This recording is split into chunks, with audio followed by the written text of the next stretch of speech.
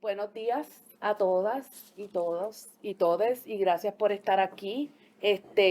Sabemos que tenemos varias actividades corriendo, así que les agradecemos y estamos para beneficio de los que no pueden estar aquí y del recinto.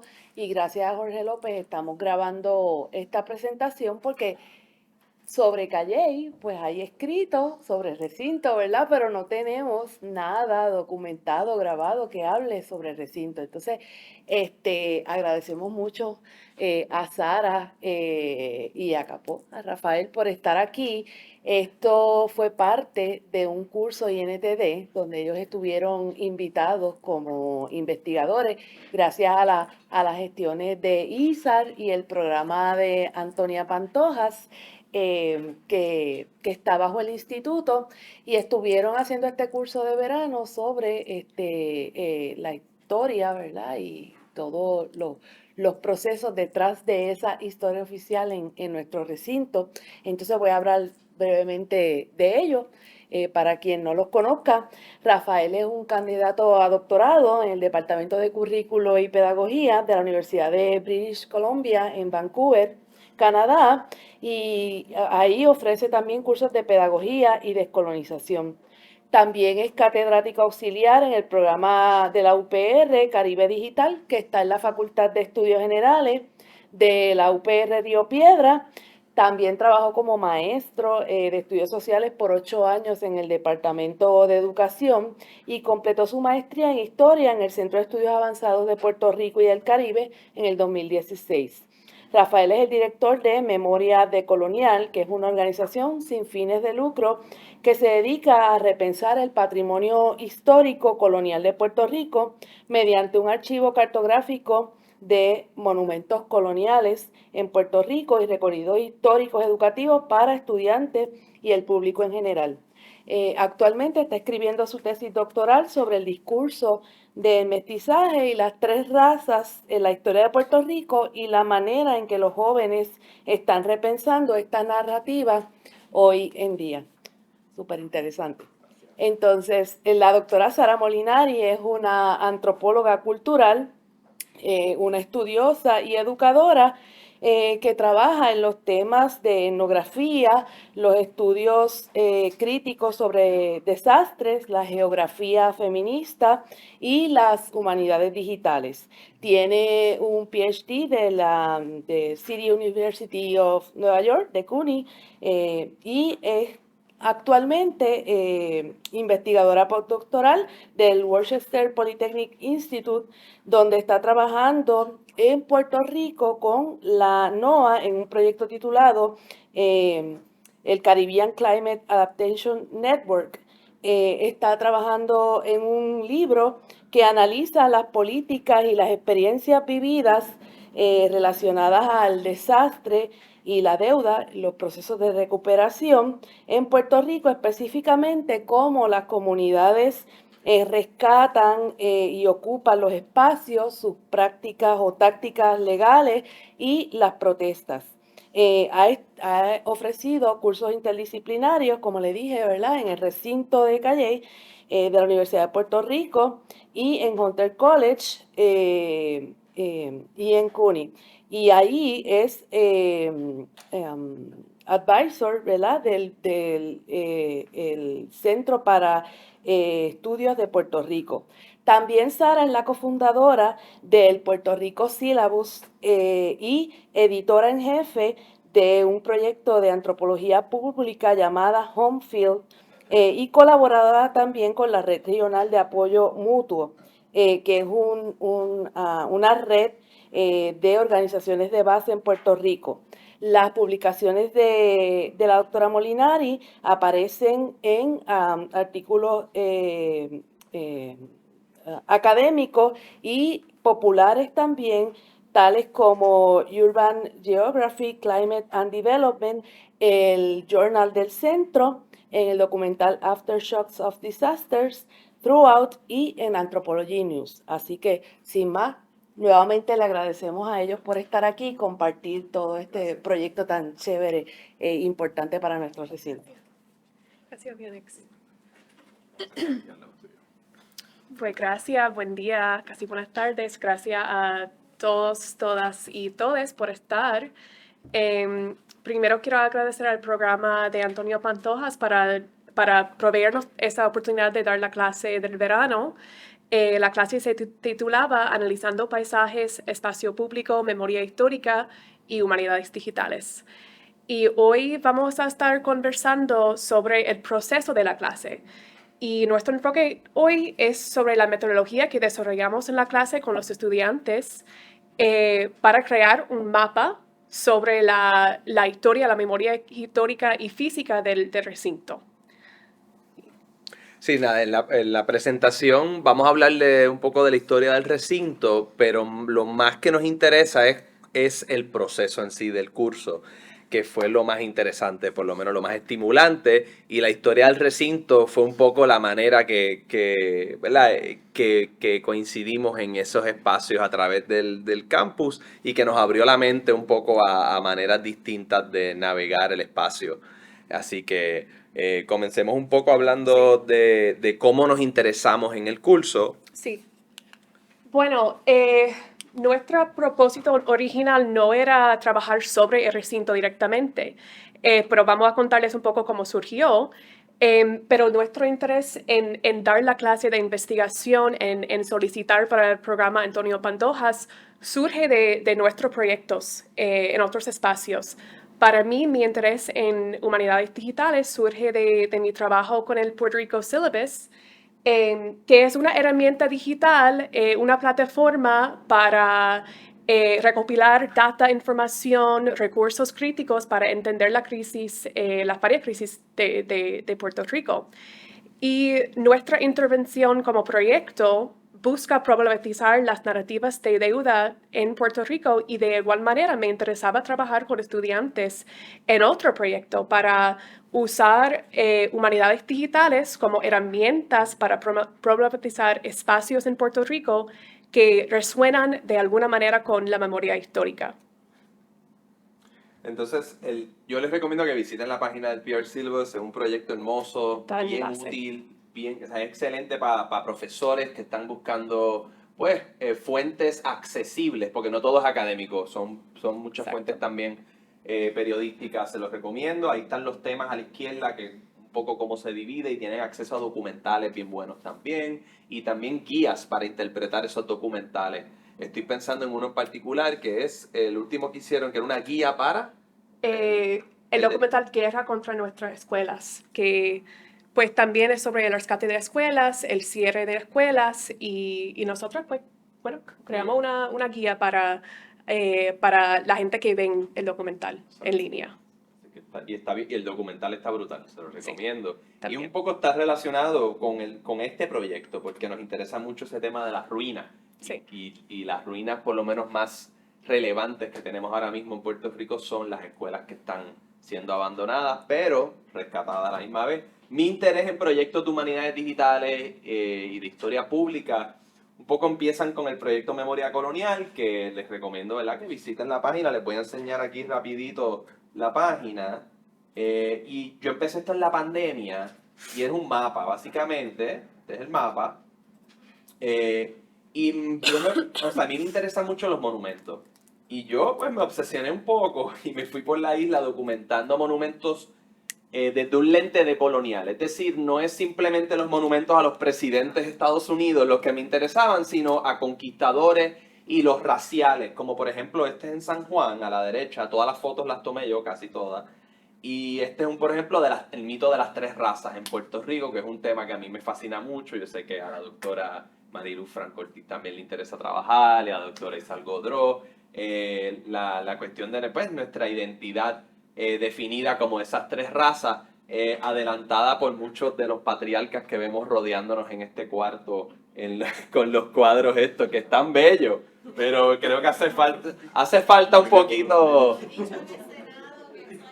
¿verdad? Hay que darle un update porque está... Entonces, no me refería a lo...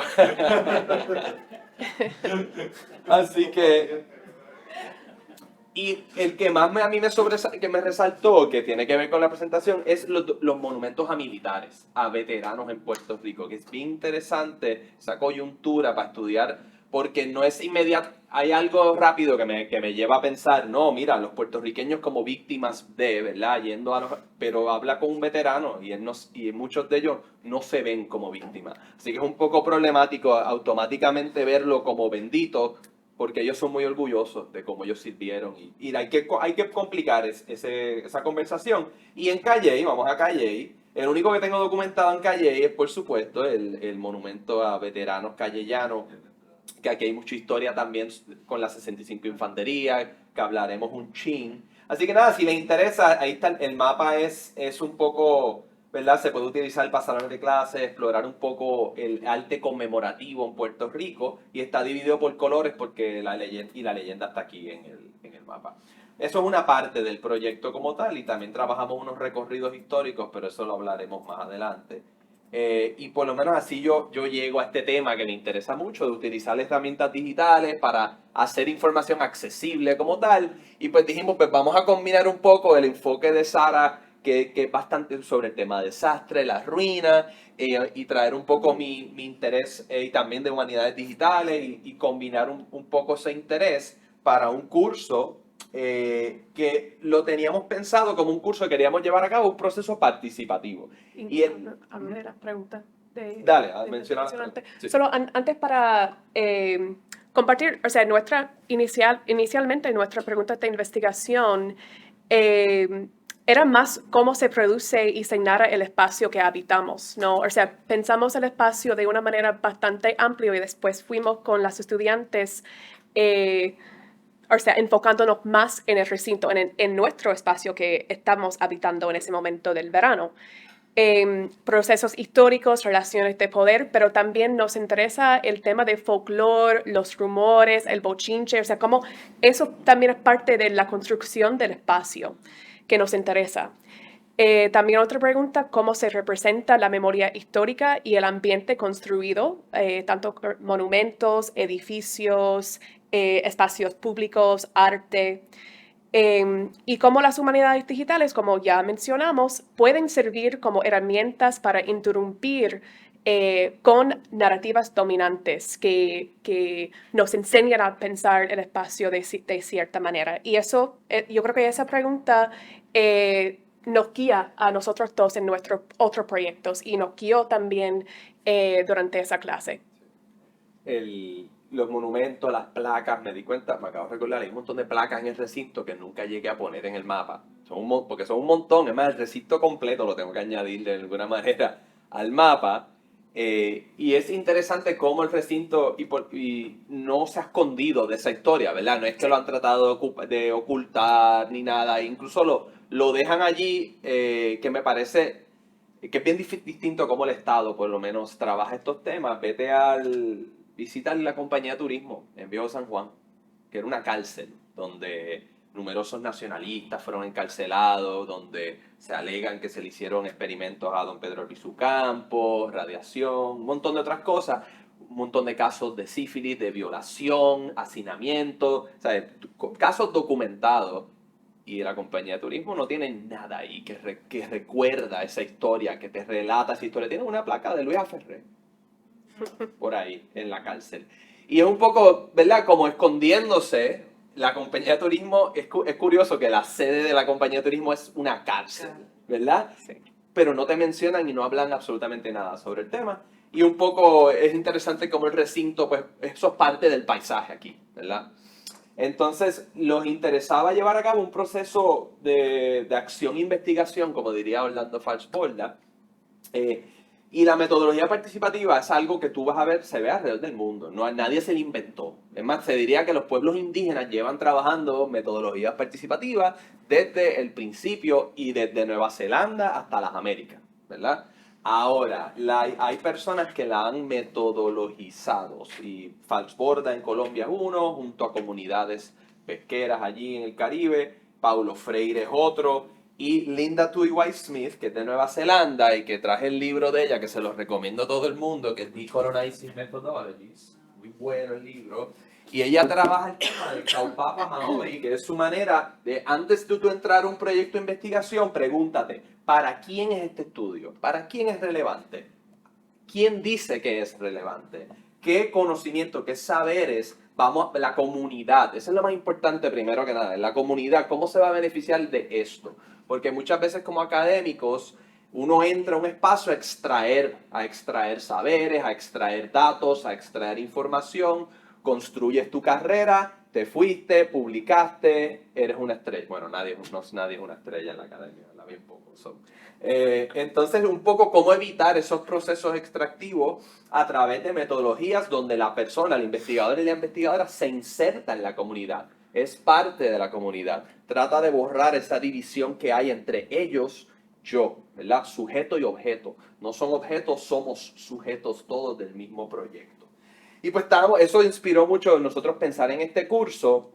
Ahora, es bien idealista uno llegar a un curso, a un proyecto y tratar de llevar a cabo un proceso participativo total, ¿verdad? Un proceso totalmente horizontal es bien ambicioso y en un espacio académico es difícil, particularmente porque lo que teníamos era un mes para este curso, Sí, menos. así que uno no se puede dar tanto ese lujo de llegar al espacio, ok, pues vamos a tomarnos esta semana para explorar un poco. Sí lo hicimos, tratamos lo más posible, ¿verdad? Aquí está Caitlin que tomó el curso, maybe puede hablar un poco de eso más tarde, pero nos dimos cuenta, pues tenemos que escoger, tenemos que Exacto. entonces escoger un poco, porque al principio teníamos la idea de seleccionar, pues que tal vez escojan, ¿verdad? Haciendas azucareras y explorar la historia de ese espacio y vayan al espacio y otra persona puede trabajar en Normandy o algo así, ¿verdad? Y dimos, bueno, vamos a bajarle un poco a esa ambición. Y era también trabajar con la realidad de nuestros estudiantes también, o sea, trabajan durante el verano, nosotros también teníamos otros trabajos, así que era bastante ambicioso pensar que las estudiantes iban a escoger diferentes sitios a través de la isla en un mes, o sea, pero yo creo que al final nos abrió otro espacio para enfocar, o sea, desde adentro, desde el mismo recinto donde habitamos, donde nos reunimos. Mencionó lo de ruinas. Sí, sí. Y, o sea, conectando la idea de ruinas con esta metodología, inicialmente pensamos, pues, ruinas como un tema organizador, teórico también. Ruinas físicas, ruinas de la austeridad, ruinas de la relación colonial entre Puerto Rico y Estados Unidos, pero también ruinas como un espacio de reflexión y objeto que organiza mitos y folclore. Que produce un espacio de ruinas. Y bueno, la idea era trabajar con nuestros imaginarios especiales e ideas sobre ruinas y pensar el mapeo, el proyecto de mapeo colectivo como herramienta de humanidades digitales, usarlo como un lenguaje visual técnico para problematizar la relación entre espacio, historia y memoria, tomando en cuenta, obviamente, que los mapas históricamente han reflexionado estos mismos relaciones de poder y control. Y nosotros, pues, arrastrando, o tracing, las ruinas del recinto, de la antigua base de recinto, su historia y las estructuras físicas, para luego espacializarlos en un mapeo. Lo que nos hizo fue reveló mucho sobre las relaciones coloniales dentro del mismo recinto y cómo esas relaciones históricas producen el espacio. Así que vamos a hablar un poco más de nuestra metodología y qué usamos. Exacto. So, en el proceso visitamos la colección puertorriqueña aquí mismo, acá arriba, ¿verdad? En esta misma biblioteca. Y encontramos un libro que nos prestaron para traer aquí, fueron muy generosos. Ahorita si quieren pueden venir a verlo, es el Historical Record del Henry Barracks, es un libro de la época de cuando era una base militar y tiene la entrada de cada una de las estructuras que se construyeron durante la época militar y todos uniformes, la foto, fecha, materiales, quién la encomendó, los procesos de resto, todo lo... ¿Qué dice? Ah, esto es touch. Sí, es touchscreen. Oh. No, Bueno, era touch. Sí. Cuando le da la gana. Ok. Entonces, el libro, nada, ahí está el libro, si quieren ahorita mirarlo, eso no pensábamos toparnos con un libro que nos proveyera toda esta información de manera tan accesible. Y entonces ahí pudimos ver qué edificios del recinto fueron construidos bajo la época militar, qué función servían durante ese momento. Este es el cementerio que estaba localizado aquí en el recinto por la casa de Histriones, que hablaremos un poquito más adelante de eso, porque también encontramos un poquito más de otras historias que queremos discutir. Entonces, también utilizamos varios archivos digitales y estos son documentos que encontramos del cementerio. Esto es dónde estaba enterrada la gente en el cementerio aquí en el recinto. Esto es un documento más extenso que tiene registro de quiénes eran los nombres y entonces en el documento, aquí no sale, pero la parte de arriba del documento te sale cómo los dividían. La parte A era para los soldados enlistados, la parte B era para las familias de ellos y así iban. O sea, es que ya en el recinto empezamos a ver una jerarquía, unos espacios reservados para ciertas personas, todo parte de un protocolo militar, ¿verdad? Y ya como el espacio y la militarización del espacio se prestaba para eso. Y voy a añadir que llevar a los estudiantes a la misma biblioteca y al archivo de acá fue un proceso de enseñanza también para todos nosotros.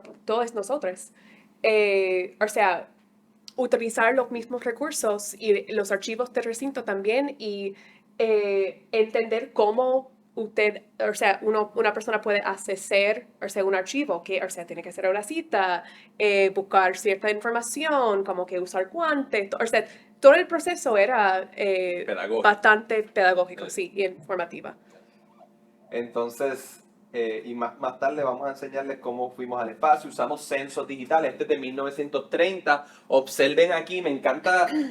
Los censos son para mí, ¿sabes?, una maravilla para estudiar una comunidad. Entonces, cuando vemos este censo de Henry Barracks and Radio Station, le explico un poco eso ya mismo.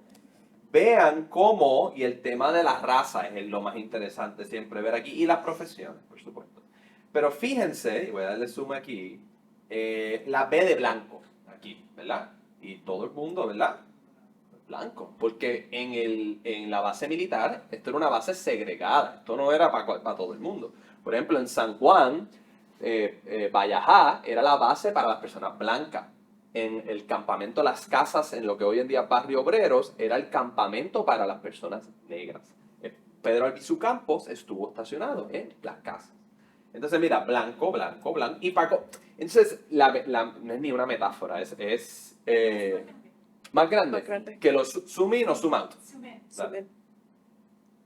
No me deja zoom in el PowerPoint. Podemos compartir esos documentos Dale. también. Entonces, piensa en un espacio, una comunidad, se establece una base militar y no solamente un espacio que de repente se blanquea, sino me voy a inventar una palabra, se patriarcaliza porque son puro hombres. Llega un montón de hombres blancos a ocupar un espacio y en el caso de Vallajá, que es una comunidad que yo estudio mucho, obviamente todo se convierte y toda la economía empieza a rodear alrededor de esa base. La prostitución, ¿verdad?, los servicios domésticos, todo empieza a servir al visitante, aunque la base de Calle hay que establecer que era una base de locales, era de puertorriqueños prácticamente. Pero miren, ¿verdad?, blanco, blanco, pero de repente, tan, tan, color, ¿verdad? Esa es la terminología. Cada censo tiene terminología diferente. El del 30 usa color y blanco. Y la de color, Eusebia Encarnación, naturalmente, ¿verdad?, es una sirvienta, ¿no? ¿Verdad? Ella ocupa este espacio, le permiten acceso a los 16 años como sirvienta en una casa privada. Así que, y estos son muchas páginas que entonces puedes un poco sacar muchas historias y el censo en sí es un espacio, es como un documento bien generativo para especular, incluso es como bien generador para un salón de clase, yo siento. Y todos estos están accesibles de manera gratuita en Family Search o Ancestry. Incluso ya el del 50 está accesible, porque cada 74 o 3 años, no me acuerdo el número, se hace público. Ya el del 50 está digitalizado. Pero más interesante que ese censo es el de 1900. Y este a mí me voló la cabeza porque yo encontré aquí a un Genaro Rodón y Rubio viviendo como un private. Él es de San Sebastián, ¿verdad? Puerto Rico, Puerto Rico. Y Genaro Rodón y Rubio es mi tatarabuelo. Es el papá de es el abuelo de mi abuela. Y mi abuela no tenía idea que su abuelo fue militar. Aunque después encontré, ¿verdad?, este documento de él, Genaro Rodón, y mira lo que sale, aquí en donde estoy circulando. Si es veterano, nombre de guerra hispanoamericana. Él fue un veterano de la guerra hispanoamericana, pero naturalmente tú no puedes ser veterano del ejército estadounidense siendo puertorriqueño. Él era un voluntario del ejército español. Él es de San Sebastián y pues se estacionó en Calle. Pero ¿qué pasa? Ahí me entero y empiezo a investigar de que los voluntarios les ofrecen cambiarse al ejército estadounidense cuando termina y culmina el conflicto. Así que él pasa a ser un private del ejército estadounidense estacionado en Henry Barracks, allí ya en el año 1900. Entonces, lo curioso es que mi abuela vivió en el recinto de Calley, porque mi abuelo fue rector, el primer rector de la UPR Calley, y mi abuela, abuela, tú sabes que tu abuelo vivió también donde tú viviste, y ella jamás se había enterado de que 68 años antes, su abuelo vivió en las mismas tierras que ella, en un pueblo que no era de ninguno de ellos dos, porque esos son de San Sebastián. Así que nada, era ya en sí cuando empezamos el curso, empiezo a ver como que estos vínculos de historia familiar y eso, y me lleva también a visitar mucho a casa de mi abuela, a interrogar, a hacer preguntas de que me manda a callar, ya déjame quieta, me estás haciendo demasiadas preguntas. Porque ella no quería, es como a veces los viejitos no quieren desenterrar, ¿verdad? Esas historias que muchas veces son traumáticas y eso, y pues tener que cogerlo suave, poco a poco. Pero también, o sea, la metodología abrió ese espacio de buscar esas conexiones familiares, personales. O sea, teníamos un estudiante también que tenía, o sea, historias también, Vionex, si te puedo mencionar también. O sea, hay muchas como que conexiones que añadió mucho a nuestra metodología y ese archivo. ¿Cuál es el nombre de tu abuelo? Rafael García Botari. Botari. Botari. Sí. Que le enseñaré un poquito más adelante una foto porque tiene que ver con el proceso de convertir esto en un espacio, ¿verdad?, universitario. Pero entonces, nada, que este espacio, aquí no se dio una batalla per se, pero casi se da. Esto es un dibujo del general Brooke atacando el barracks, el Henry Barracks. Pero eventualmente, ¿verdad?, no se da el ataque, le entregan, ¿verdad?, que ya se terminó el conflicto y termina la guerra. Entonces, aquí está mi abuelo. Este es en la primera graduación, no, esto es no sé si es la inauguración o la graduación. Y aquí está, que se cortó esta foto. Este es mi abuelo con la hija de Jaime Benítez, que se convirtió eventualmente rectora también de Calley. Y esta es mi abuela, que bendito, la cortamos la cara ahí. Que es una actividad de la UPR Calley. Y este es el evento inaugurando el recinto como tal. Y qué sé yo. Nada, era como, estas son cosas que a mí me contaban. Que yo pues, interesante, cool. Pero en este curso también, aparte de que para los estudiantes fue un poco un proceso ese, para mí también fue un poco encontrando esas historias familiares interesantes. Y son fotos de encontramos ahí. Estas dos son de archivos digitales, exacto, pero también tengo otras que después en casa de mi abuela, buscando por cajas de zapatos y eso que uno va encontrando por ahí. Incluso traje a mi familia, esta es mi mamá y mi tía, que de casualidad estaba de visita, ella no vive aquí, y las traje al recinto y dije, cuéntenme cómo fue vivir aquí. Y llegaron los tres, mi tío también, y nos fuimos a caminar por el recinto. Mi tío me enseñaba, mira, tú ves esto fue que me caí de chamaquito allí y me corté. Y mi mamá me contaba cómo mi papá una vez llegó en motora, qué sé yo, y trató de buscarle. Ella dijo que, nada, cosas así, ¿verdad? Como fue bien bonito un poco, y mi tía se graduó de aquí, bachillerato. Así que era venir aquí, compartir con ellos el espacio y que me narren esas historias. Eso es lo más bello del proceso. Que la clase fue un poco el proceso, todo el proceso. Exacto. El producto final, interesante, sí. pero el proceso, lo más generativo, lo más interesante. Entonces, Bionex, por ejemplo, hablaba con Bionex y ella nos contaba un poco también, ¿verdad? Porque según tú me has contado, tu papá o tu abuelo Bueno, era el postmaster.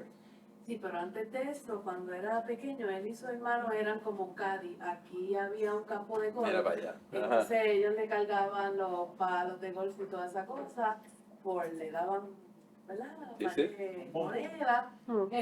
Y entonces finalmente ellos Sí. decidieron a través de esa relación y pues salir de la pobreza, pues se fueron al Army, casi todo. Allá fue que ocurrió, también tengo una historia, ¿verdad? El cambio de Martí, que era realmente el apellido a Martí, porque lo inscribieron y le quitaron el acento. Así que hay mitad de la familia Martí, mitad son Martí, pero es la misma gente. Ya. Finalmente terminó allá en el Army y viajó al mundo. De ahí viene mi nombre, la historia de mi nombre también, como lo trajeron de otro lado mal traducido. Ujú. Y entonces él se retiró del Army y se fue al correo y terminó siendo el postmaster aquí, porque aquí en el primer piso había un correo. O sea, una estación del correo. Y él fue hasta que se retiró el postmaster de aquí. Yo venía de pequeña con él y eso, y era bien curioso porque él era bien, a pesar de que mi abuela no le permitió ser PNP, jamás y nunca, pues sí tenía esa ideología bien, pues, proamericana. Bueno, mis tíos eran fupistas y organizaron actividades aquí, así que Wow. estaba esa, Sí, sí, ¿para qué sí. te trae entre ellos? Qué interesante. Historias también de Sí, Necesito, sí. pero quiero buscar ahí a ver si aparece algo. Sí. ¿En cuál? En los libros. El libro, sí, Sí. sí. Te podemos facilitar más fuentes. Este señor se llama James Pruitt. Él nació aquí en el recinto. Sus papás era el custodio, el que tenía la llave a los portones. Él publicó un ensayo bien interesante, The Impact of Calley, Puerto Rico, of the Spanish-American War, The Evolution of a Place Called Henry Barracks, y yo lo llamé. Yo no sé ni cómo yo conseguí el contacto, pero hicimos una llamada por Zoom y me contó un montón de cosas, pero él no vive en Puerto Rico, así que no lo pude traer al curso, pero él nació aquí, se crió aquí en la época de la base. Y nada, este paper nos ayudó un montón porque Sí. tenía un montón de fotos también que les voy a... Y un montón de planos que él hizo. Miren estos Sí. planos maravillosos que él hizo. Esto es el Naval Station porque el campamento Henry fue una base, tenía una sección que era la base del Navy hasta 1932. Ahí el Navy ya se va. Es interesante que Calley se convirtió en una de las 5 estaciones de radio más importantes del Navy. Y lo interesante es que es una conexión de los territorios, porque la primera es Alaska, tienes 2 en Guam, una en Hawái en Pearl Harbor y tienes una en Virginia en Estados Unidos y la de Puerto Rico. Y es una red de conexión del Navy. La montaña. Entonces es un poco el imperio y Puerto Rico como parte de esa red imperial de Estados Unidos en esos primeros 30, en eso, ¿verdad? Esa primera mitad del siglo XX como tal. Entonces, esto no es el campus, esto quedaría lo que sería, no sé, donde estaba como la pista por ahí fuera del campus y eso. Eso es el área de las ¿ah? Las barracas, ¿dónde estaban las barracas? Bueno, las barracas, las de hoy en día, las barracas son donde están, por ejemplo, déjame ver, bueno, primero déjame llegar allí. Y entonces aquí este es el Naval Station, estas eran las antenas de Calley, que eventualmente se las llevan a Isla Grande, en San Juan, cuando ya deciden que esto no va a ser útil. Navy Officer Quarters, Navy Enlisted Quarters en 1914.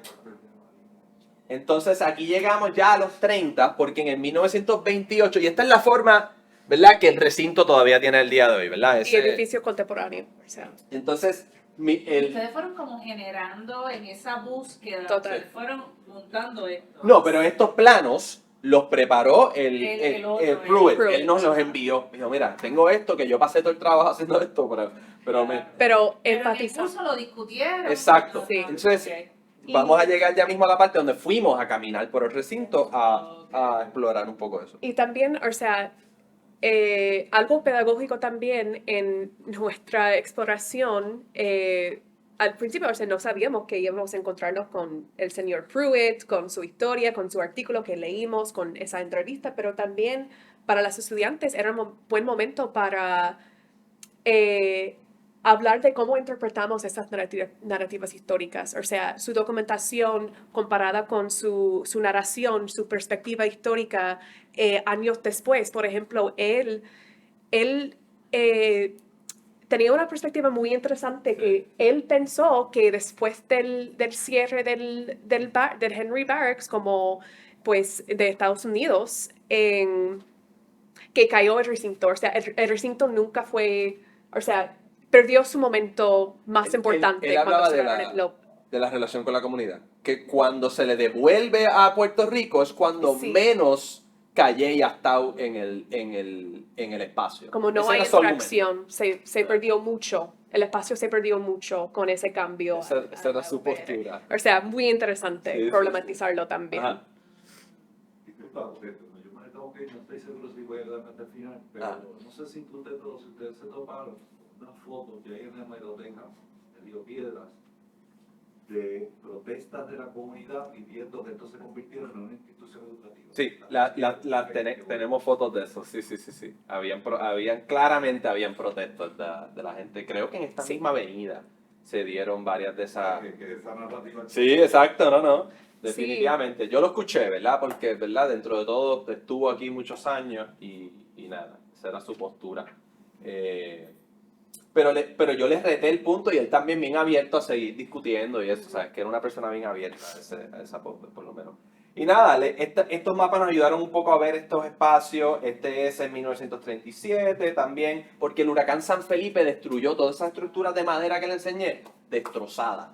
En el mismo ya 29 se vuelvan a establecer los main barracks, que son los que donde está el telescopio, arriba de uno de los edificios. ¿Cómo se llaman estos edificios? Los principales, los tres, que están los tres juntitos. De administración, Pues esos se construyen rapidito justo después de eso. Entonces este hospital ya es más, este es lo que había originalmente bajo España. 1950 tenemos ya la guerra de Corea, tenemos 65 infantería en Henry Barracks, pero obviamente la 65 infantería no podía vivir dentro de Henry Barracks porque era un batallón principalmente de hombres negros. Así que ellos vivían a las afueras y él me explicó, Pruitt, que vivían en estas áreas aquí, en las afueras. Y entonces tenían que ir a dispensarios fuera de la base. ¿Sabes? Era toda una dinámica racial bien importada de un poco de, ¿verdad? El ejército estadounidense y cómo funcionaba eso allá. Entonces, nada. Esta foto está brutal de Teddy Roosevelt, presidente de Estados Unidos, visitando lo que era el hospital, que esta estructura ya no existe. Esto sería donde, ¿cómo se llama? Monte Olimpo, le llaman aquí, ¿verdad?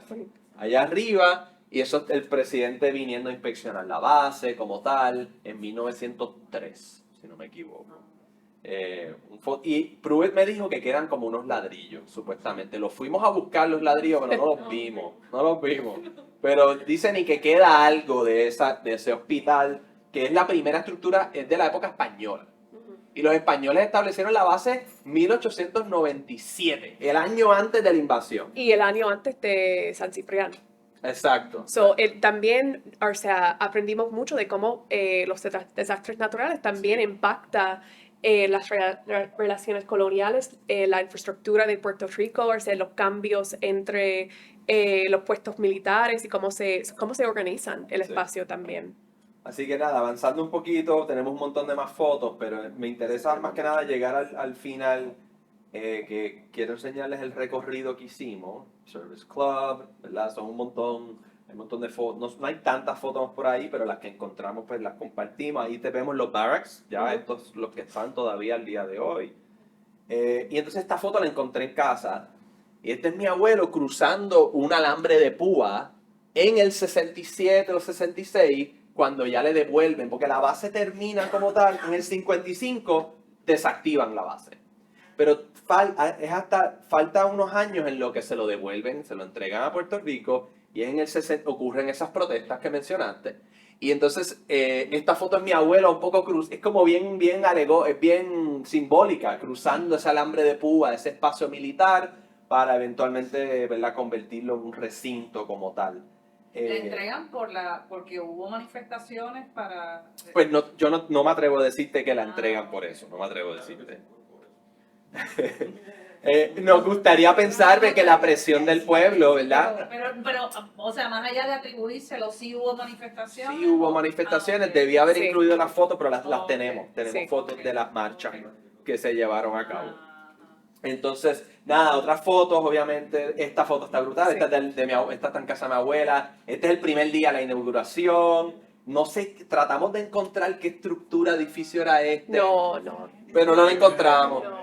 Puede ser varios. Miguel me parece mejor el del centro. ¿Cómo que el de Clarísimo. El del centro. ok, sí. Eso yo no tengo la menor duda que es el mejor. Ok, es que como no tenía el cristal está arriba, yo creo, y tal vez eso como que nos sacó un poco de...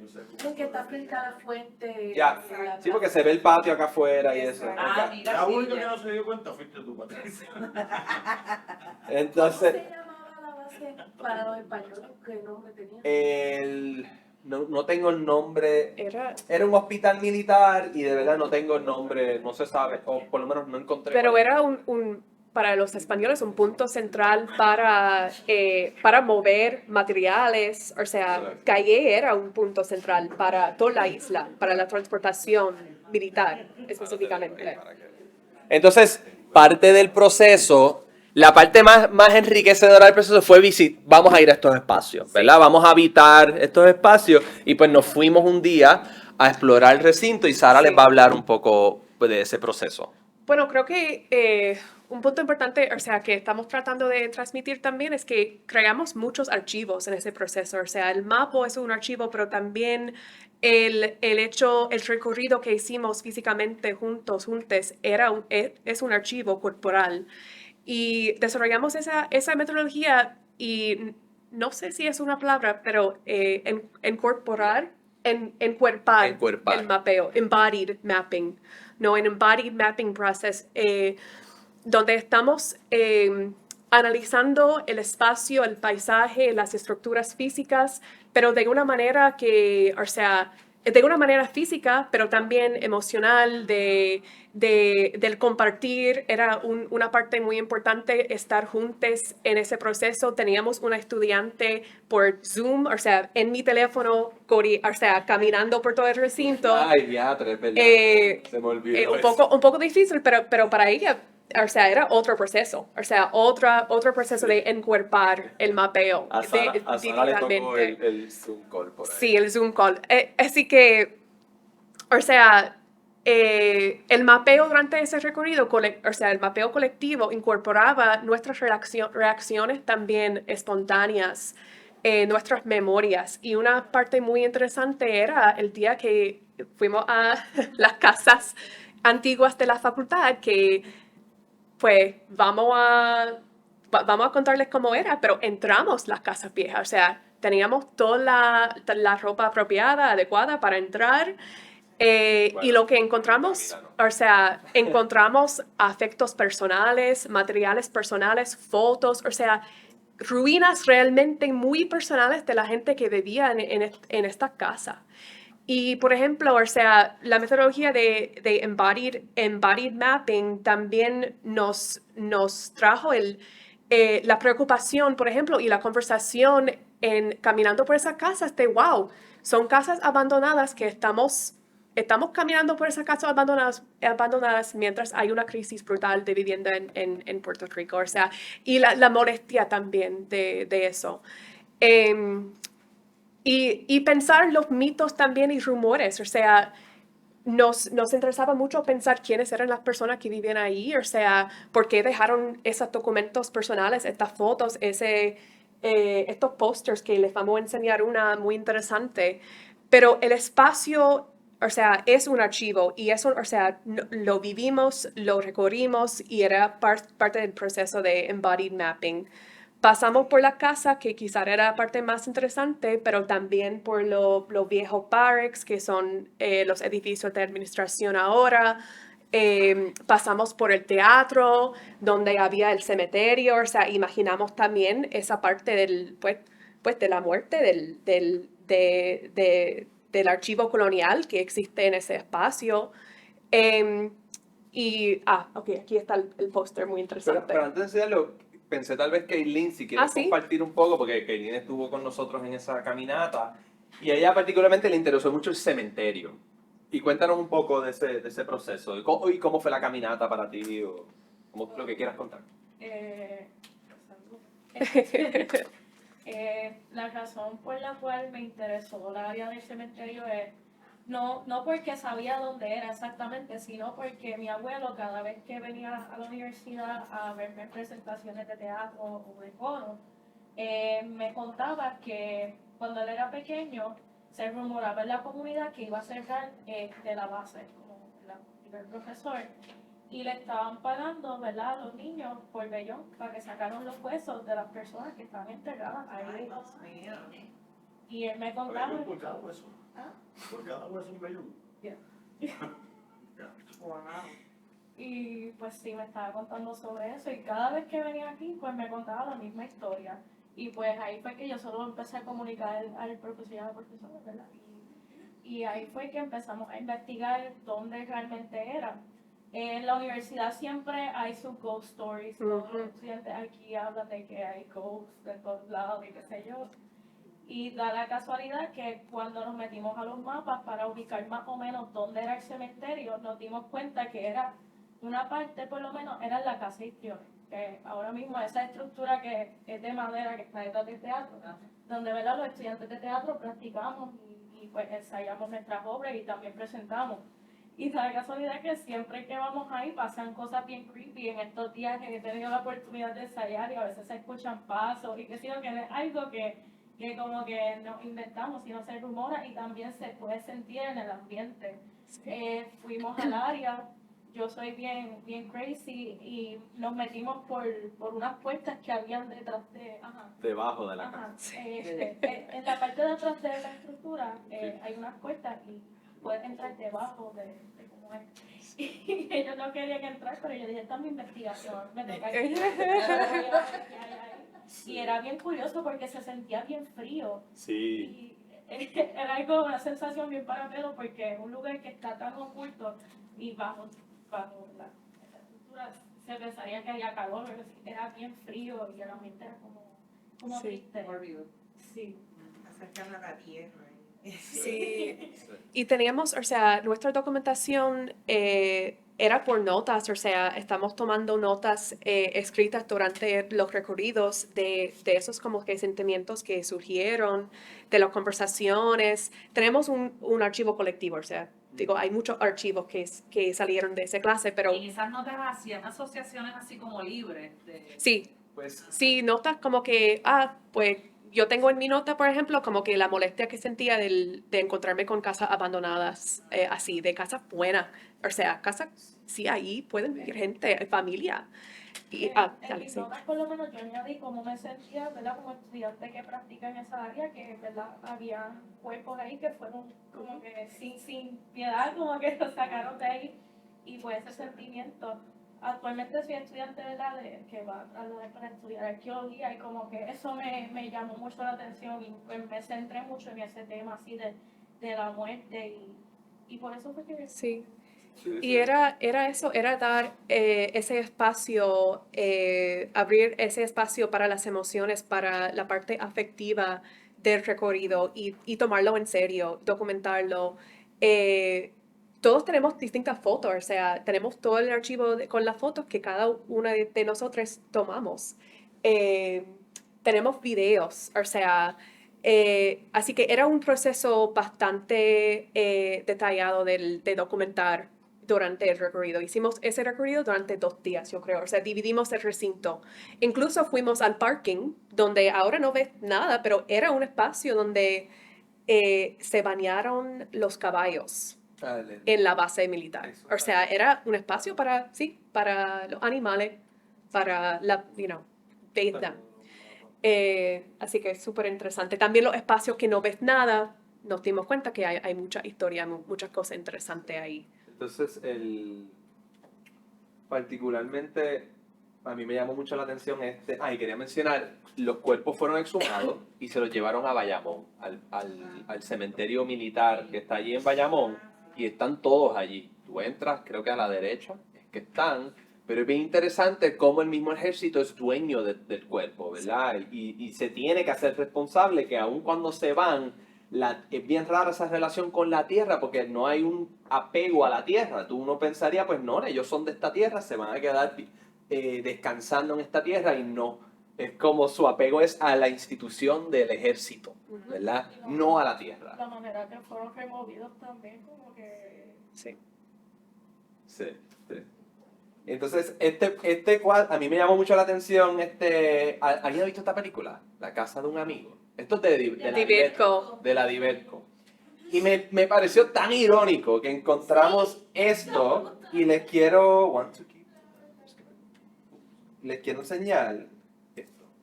Sí. Esto es una escena de la película de la casa de un amigo que encontramos en una de estas casas abandonadas, que tengo entendida que vivieron profesores y vivieron estudiantes probablemente en algún momento. Visitantes. Y los documentos que encontramos van cosas de banco de 1990. Premios. Como si la gente de repente se levantó con prisa y se fue. Sí. ¿Verdad? Como si no había tiempo para recoger, que estuvo bien interesante.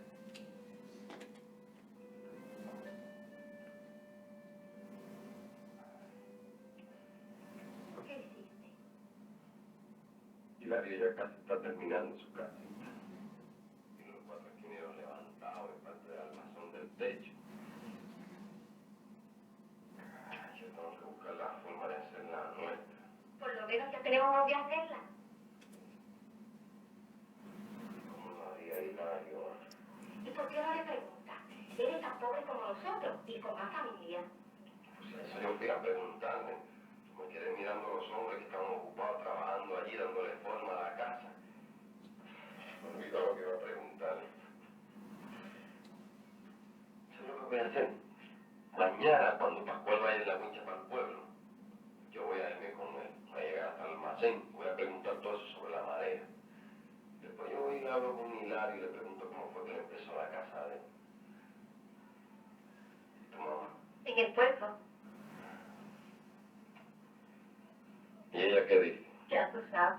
La misma cosa cada minuto. Parece un reloj. Hagan una casita.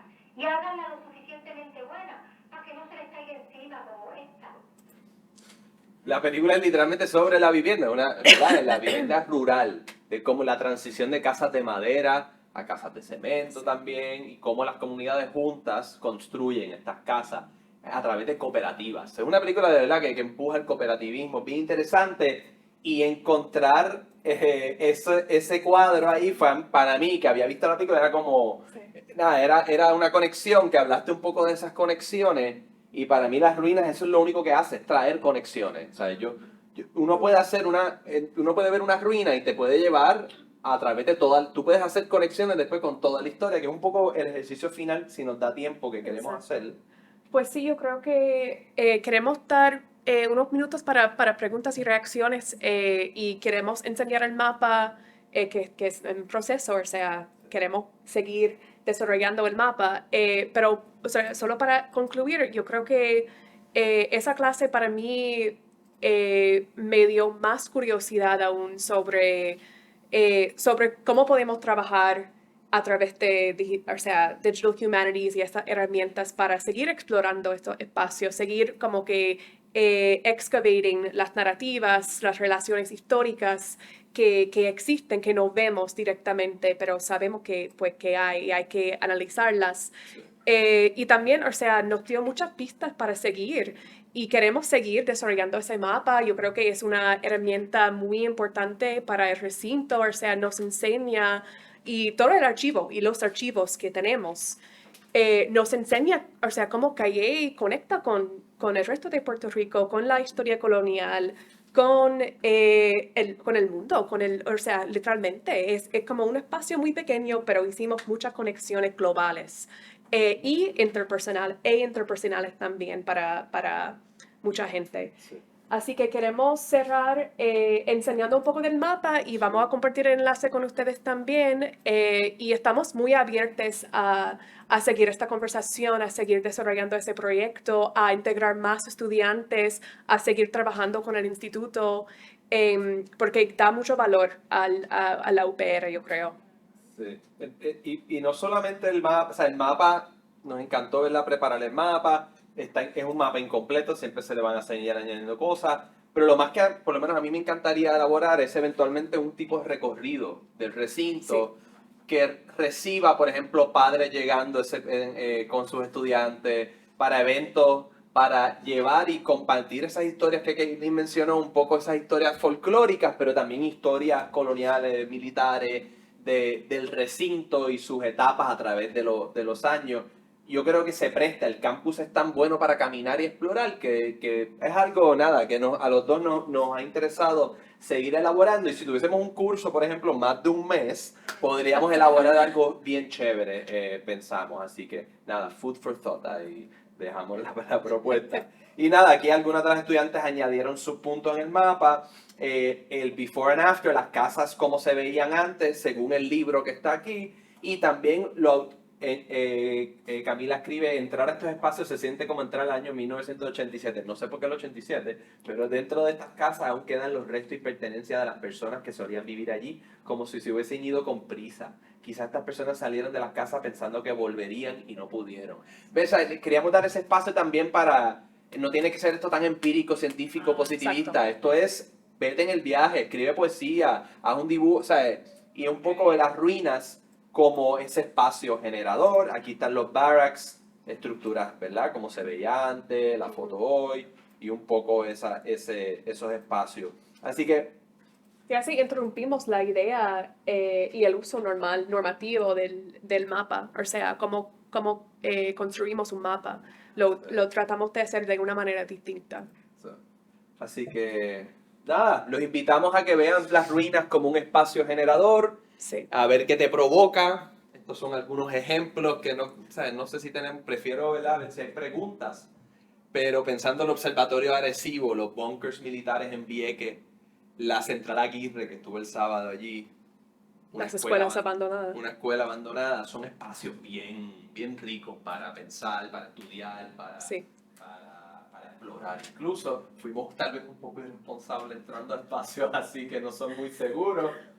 Pero no se toma riesgo, ¿verdad? En la educación. Pero también yo creo que hicimos mucho con pocos recursos en términos de usamos una plataforma digital que se llama UMAP y es gratis, o sea, y les enseñamos a los estudiantes cómo usarla. O sea, hicimos mucho con nuestro tiempo y recursos. Yo trabajo en UPR Caribe Digital, en Río Piedras, que trabaja en Humanidades Digitales. Yo voy a dar un taller de esa plataforma el año que viene, el semestre que viene, un taller completo de eso allí mismo en el recinto, así que les enviaremos la promo para cuando esté lista por si les interesa venir.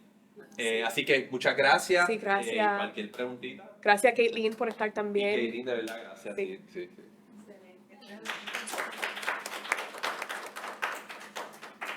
Súper, está excelente. Tenemos que pensar en esa continuación ahí, Sí. porque me parece bien importante. O sea, la mayor parte de la gente de Calle y de unas generaciones para acá no saben ni siquiera que esto era una base militar, ni nada de eso, ni por qué se recuperó y estas protestas, ¿verdad? Y esas cosas que hubo. Hay un libro que menciona, el de Aida, menciona un poquito, Aida Mendoza, una historiadora, menciona un poquito sobre esas decisiones de impulsar esto y está documentado también por Caraballo Puerto como este recinto también ha sido un motor de desarrollo económico de Calle y ha hecho a Calle como algo bastante diferente de los pueblos cercanos. Yo creo que hay que invitar al profesor que alegue a lo contrario y a tener como una conversación, a ver cuáles son sus posturas y también traer ejemplos.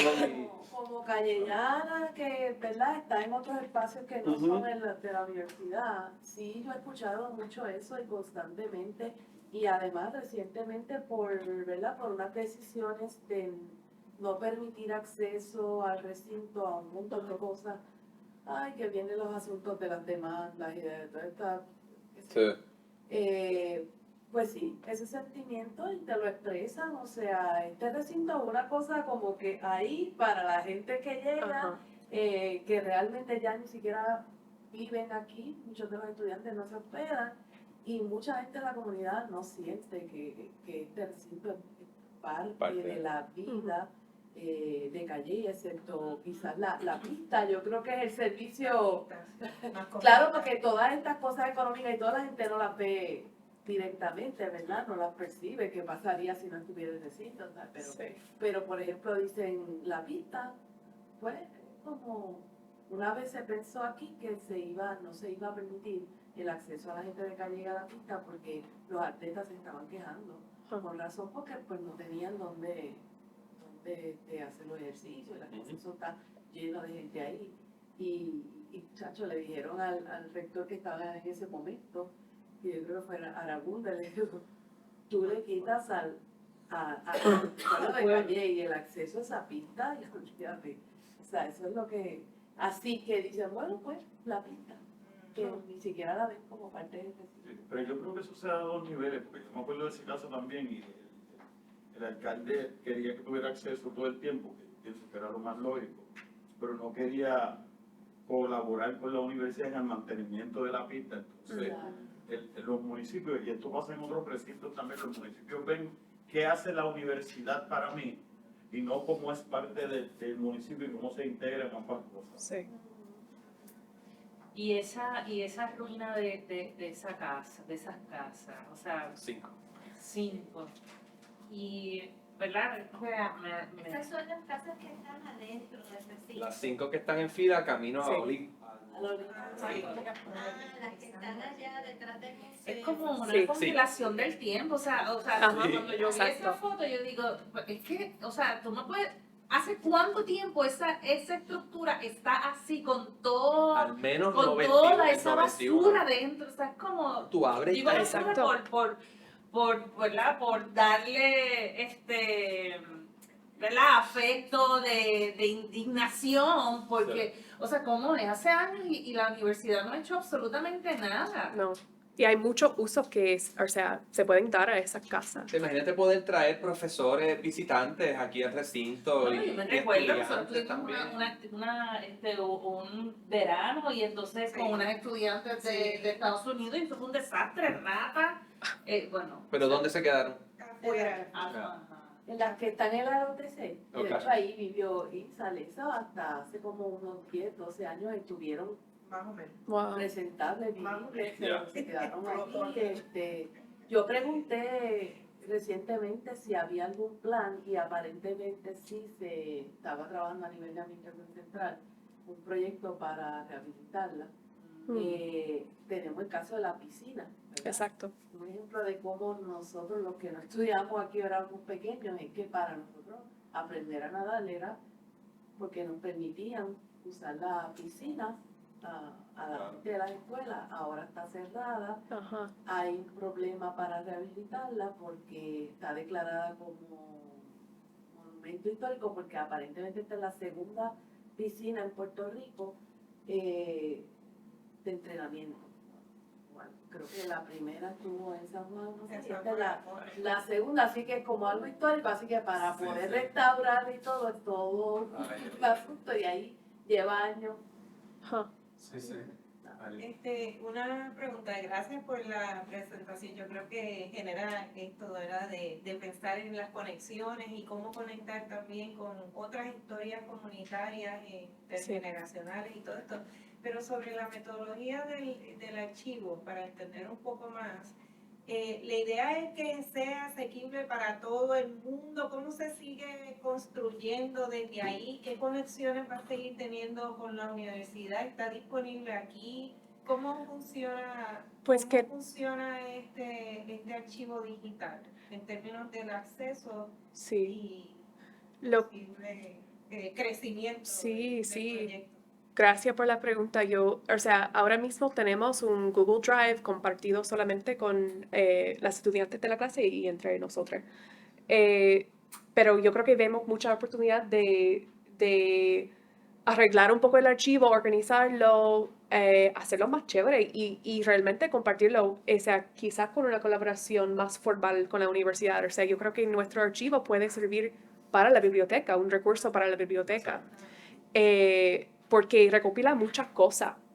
Que ahora, o sea, encontramos cosas apartes, el censo online, ese libro, fotos, o sea, teníamos una Las cita. personas que estaban en el cementerio. Sí, Se puede ir a Bayamón a buscar dónde están ahora en Bayamón todos esos cuerpos, nombre por nombre, todo eso. pero yo creo que hay que Pero no había pensarlo, hay que pensar cómo podemos facilitar el acceso a ese archivo y el mapa también Sí. que vamos a seguir construyendo. Sí, sí. O sea, nos enfocamos más en el proceso. El proceso Sí. para las 4 estudiantes que participaron en el curso Sí. y el producto final fue secundario por carecer de tiempo. Ya con un poco más tiempo, idealmente montamos algo público, porque como viste, nuestros proyectos nos gusta montar cosas de humanidades digitales Sí. y públicas, pero pues no tuvimos esa oportunidad en ese tiempo. Como tú dices, en términos de proceso, ¿verdad? Son 4 semanas, pues, o sea, para poderlo visualizar, Ajá. esas primeras semanas era... Teoría, la primera Sí, era teoría. leímos. La segunda ya era, hay que llegar a escoger, la habíamos dejado como que no, cojan lugares y después dijimos, No. vamos a Ajá. imponer el recinto, pero a la misma vez estaban interesadas en el recinto porque tenían una relación directa con el recinto. Sí, Y después, esa segunda semana hicimos el recorrido. el recorrido, teníamos cita con, pues fuimos al museo, tenemos cita con el museo, tenemos cita con el archivista aquí en la biblioteca, así que a cada clase usamos o sea, todo el tiempo como que haciendo cosas. Y era verano, o sea, era un poco Sí. más difícil también conseguir. Yo quería traer, Bionix me dio una lista de personas, como la hija de Pío López, pero no pudimos hablar con ella. Sí. Que mi abuela fue la madrina de la boda de Ay, ella. O sea, es que todo, me tiene como por ahí un montón de cosas. Y ya ves, con más tiempo es como que se pueden, de seguro hay tanta gente aquí que llevan, fuimos al bunk, uno de los barracks era un bunker, por si acaso en casos de desastre. Y cuando bajamos, el señor era el que manejaba ese espacio, creo que como un centro de estudiantes. Sí. Fue que nos explicó todo. Y nos explicó el bunker porque llevaba un montón de años. Sabes que hay un montón de personas en el recinto seguramente que son libros, ¿verdad? Sí. Que están locos por compartir ese conocimiento. Total y ese saber. documentarlo. Y personas como tu abuelo, pues, Sí. Sí. tu abuelo también, o sea, incluir esas historias y dar un sentido de pertenencia, de pertenencia y Sí. de pues, que ha sido parte de... Yo llegué a explicar cómo fue que él encontró como que este sitio, ¿o no? Pues básicamente esa área, ese monte que hay detrás de la casa de Histriones, colindaba con donde él vivía. Y pues ellos se escapaban y se metían para estos terrenos porque habían guayabas y cuantas cosas de muchachos. Se metían a robarse las guayabas que crecían aquí y los guineos. Y después fue que se enteraron de esa noticia que se rumoró por el pueblo que estaban dando chavos por sacarlo por eso. Y ahí fue que... Pero él se pasaba aquí su niñez. ¿Tú la entrevista? Wow. ¿Se le grabaste? Sí, en el documento está toda esa información que yo le entrevisté. Tú, sí, en tu reflexión final también, o sea, las estudiantes hicieron, aparte de los diferentes puntos en el mapa, hicieron reflexiones escritas sobre el proceso. Y realmente, o sea, hablando de participatory research, eso era un proyecto que desarrollamos juntos en el momento, durante el proceso, o sea, era muy, muy interesante. Y algo que me recordé ahora, a ti te encanta el tema taíno, indígena, Gaylin. El dios de los muertos, el señor de los muertos, ¿cómo se llama? Maquetado y Guayaba. Guayaba. El señor de los muertos en la mitología indígena, y tu abuelo buscando esas guayabas en lo que era un cementerio. Mira, hay todo como una metáfora, está interesante, está interesante. Esta experiencia fue excelente porque no tan solo como que realizamos los documentos, el profesor nos enseñó cómo accesar a esos archivos Sí. que aquí como que no nos enseña específicamente cómo accesar esos recursos, ¿verdad? que están ahí. Están aquí, exacto. Archivos Fue una digitales. experiencia excelente, o sea, nos explicaron también cómo redactar esos documentos porque es un proyecto de investigación Sí. y de verdad fue una experiencia así. Qué bueno. Y yo, si entiendo bien, o sea, las estudiantes van a tener la oportunidad de presentar en el semestre que viene. En mayo. Ah, súper, porque Bueno, viene. eso va a ser otra, o sea, otra interpretación. A ver. Sí. Súper. Así que nada, gracias. Gracias. Por venir. Yo tengo una última pregunta media Ajá. básica. O sea, ¿cómo se definen las humanidades digitales? Qué buena pregunta. Ah. Hay una, ¿Qué es humanidades digitales? mira, hay una página que te genera una definición de humanidades digitales diferente cada vez que le das general, porque ese es el tripeo. Y hay un montón de memes de como que, ¿qué es humanidades digitales? Pues cosas que los humanos hacen digitalmente.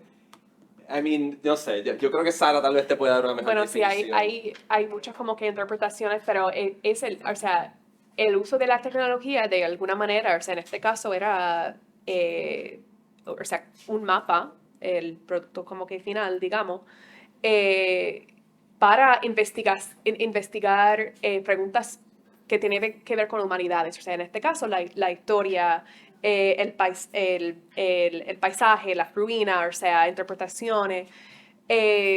Pero hay muchos campos dentro de Digital Humanities, o sea, nosotros enfocamos más en, pues, Decolonial Digital Humanities, que, pues, teóricamente busca interrumpir relaciones de poder, usar la tecnología de una manera democrática, sí, como que narrar otro tipo de historia.